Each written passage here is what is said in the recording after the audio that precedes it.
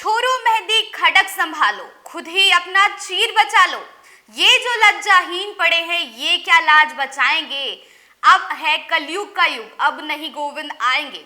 जी हाँ, इसी के साथ मैं कशिश चंचल स्वागत करती हूँ आपका 24 टीवी इंडिया न्यूज में। आखिर कब तक बिहार और देश की बेटियां ऐसे ही खुद को असुरक्षित महसूस करेंगी? कब तक देश में यूं ही चीखे चिल्लाने की आवाज गूंजती रहेगी? एक बलात्कारी जब घूमने लगता है तो सिर्फ एक लड़की ही नहीं, अन्य लड़कियां भी असुरक्षित हो जाती हैं। औसतन हर दिन बिहार में बलात्कार और ईव टीजिंग के मामले सामने आते हैं। एक सुप्रिया की रोने की आवाज देश में बंद नहीं होती है कि दूसरी निर्भया जाग जाती है। हर दिन ईव टीजिंग के मामले जो बिहार में सामने आते हैं वो देश की रूह को कांप देने वाले होते हैं। आपको बता दें कि हर दिन बिहार में लगभग ईव टीजिंग और बलात्कार जैसे मामले सामने आते हैं, लेकिन बिहार की और देश की जो सरकार है वो रेप पर कानून बनाने से असमर्थ हो रही है। आपको बताते चले कि अन्य देशों में बहुत स्ट्रिक्ट कानून है रेप को लेकर, जबकि हमारे देश में सिर्फ कानून है तो कारावास का, जिस पर भी अपराधी जो होते हैं, जो रेपिस्ट होते हैं, वो बेल लेकर बाहर आ जाते हैं और फिर होता है दोबारा रेप और वापस से टीजिंग के मामले सामने आते रहते हैं। आखिर कब तक देश की बेटियां यूं ही देश में घुट घुट कर जीते रहेंगी? कब तक निर्भया, आरुषि, सुप्रिया जैसी कितनी बच्चियां यूं ही रोती बिलखती रहेगी जिसको इंसाफ भी नहीं मिल पाएगा और कोर्ट से मिलेंगे तो सिर्फ ट्रायल्स पे ट्रायल। आज मैं आपके सामने बात करने आई हूँ एक 14 साल की बिहार की बेटी के बारे में, जो बहुत ही मासूम थी और अनजान थी कि वो जिस कोचिंग में जाने के लिए निकल रही है वहां से वो कभी वापस ही नहीं आ पाएगी।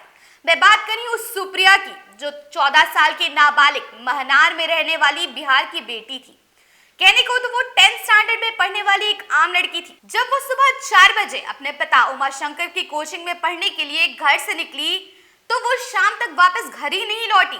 जब उसकी माता ने उसके पिता के पास फोन लगाया कि हमारी बेटी कहाँ है, तो उसके पिता ने कहा कि सुप्रिया तो आज कोचिंग आई ही नहीं है।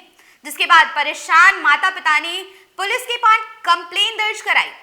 पुलिस भी इस पूरे मामले की जांच कर रही थी, लेकिन अगले ही दिन सुबह सुप्रिया की लाश मिलती है तो एक तालाब में, वो भी अर्धनग्न अवस्था में।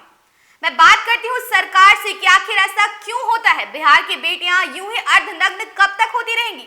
क्यों नहीं देश की बेटियों के लिए एक नया कानून लाया जाता है जिसमें बलात्कारियों को सख्त से सख्त सजा मिलती है? क्यों नहीं बलात्कारियों के लिए हैंड टू डेथ का केस बनता है? आपकी जानकारी के लिए बता दें कि सुप्रिया केस पे 6 संदिग्ध थे, जिसमें एक महिला सहित 5 लोगों को गिरफ्तार करने की बात हो रही थी। सोमवार दोपहर जब एक संदिग्ध यानी मांझी मार्केट में घूम रहा था तो पब्लिक ने उसको धर दबोचा, जिसके बाद वो वहां से भागने लगा। भागने के दौरान पब्लिक ने उसकी जमकर कुटाई की। पब्लिक का कहना था कि जिस तरीके से, जिस दरिंदगी के साथ सुप्रिया का रेप किया गया है वो उनको बख्शा नहीं जाएगा। आपकी जानकारी के लिए बताते चले कि सुप्रिया का पोस्टमार्टम रिपोर्ट हुआ है, जिसके बाद पुलिस ने सबके सामने बताया कि सुप्रिया की बॉडी पर चोट के निशान थे, लेकिन उसका रेप नहीं किया गया है। मैं पूछती हूँ और लोगों से कि आखिर अगर रेप नहीं हुआ तो बच्ची की लाश अर्धनग्न अवस्था में तालाब में क्यों पड़ी थी? दशरथ मांझी ने कबूला कि उनका जो कैरेक्टर है वो ठीक नहीं है। वो पहले बच्चियों को पकड़ता है, जिसके बाद उनको परेशान करने की कोशिश करता है। सुप्रिया के साथ भी उन्होंने यही किया। सुप्रिया को अर्धनग्न करके उन्होंने तालाब में छोड़ दिया। रेप करने की स्थिति उनके दिमाग में उत्पन्न नहीं हुई थी, लेकिन सुप्रिया भागने की कोशिश कर रही थी, जिस बीच उन्होंने उसको मार दिया। आपकी जानकारी के लिए बताते चले कि सुप्रिया की साइकिल और बैग भी वहां पर बरामद कर ली गई है। अब देखना यह है कि सुप्रिया को आखिर कब तक इंसाफ मिलता है, कब तक केस यूं ही ट्रायल बेस पर चलता रहेगा और आखिर कब तक सुप्रिया की रूह को शांति मिलेगी।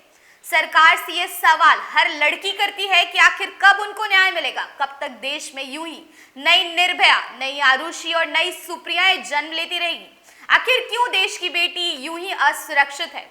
मैं सवाल करती हूँ आम लोगों से कि आखिर क्यों आपकी नजरें ऐसे हैं जो बच्चियों को यूं परेशान करती है। तब तक के लिए आप देखते रहे हमारा चैनल और खबरों के लिए बने रहे हमारे साथ। कैमरामैन सुशील के साथ मैं कशिश चंचल, 24 टीवी इंडिया न्यूज।